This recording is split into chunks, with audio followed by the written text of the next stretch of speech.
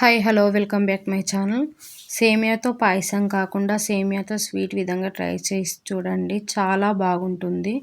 కావాల్సినవి: ఒక కప్పు సేమియా, 20 గ్రాముల పంచదార, 2 టేబుల్ స్పూన్ నెయ్యి, డ్రై ఫ్రూట్స్, అర లీటర్ పాలు.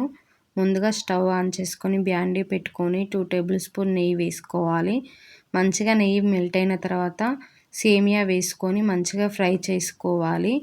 సేమియా అనేది గోల్డ్ కలర్ రావాలి. చూడండి, సేమియా గోల్డ్ కలర్ వచ్చింది. ఇప్పుడు ఇందులోకి కాచి చల్లార్చి పెట్టుకున్న ఒక కప్పు పాలను పోసుకొని మంచిగా కలుపుతూ ఉండాలి, లేకపోతే సేమియా అనేది అడుగంటుకు పోతుంది.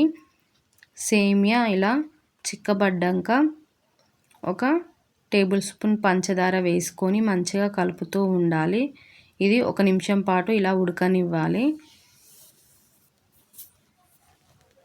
సేమియా ఉడికిందో లేదో చూసుకోవాలి. ఉడికిపోయింది. ఇది ఇప్పుడు పక్కన ఉంచుకొని చల్లార్చుకోవాలి. ఇదే స్టవ్ పైన మరో గిన్నె పెట్టుకొని పాలకోవ కోసం ఒక అర లీటర్ పాలను పోసుకొని మంచిగా మరగనివ్వాలి.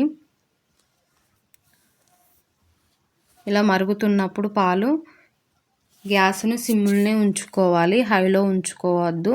హైలో ఉంచుకుంటే పాలు అనేవి అడుగంటుకు పోతాయి. అడుగంటుకు పోవడం వల్ల పాలకోవా అనేది అడుగంటుకుపోయి టేస్టీగా రాదు. అందుకే సిమ్లో ఉంచుకొనే మరగనివ్వాలి. పాలను మధ్యలో కలుపుతూ ఉండాలి, లేకపోతే అడుగంటుకు పోతాయి. చూడండి, అర లీటర్ పాలు ఎలా చిక్కబడ్డాయో.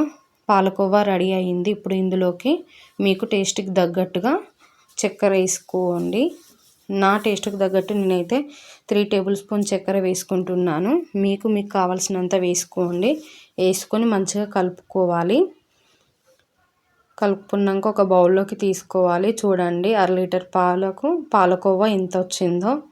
ఇప్పుడు ఒక గుండ్రటి గిన్నె తీసుకొని ముందుగా మనం రెడీ చేసి పెట్టుకున్న సేమియాను ఒక లేయర్ లాగా వేసుకోవాలి.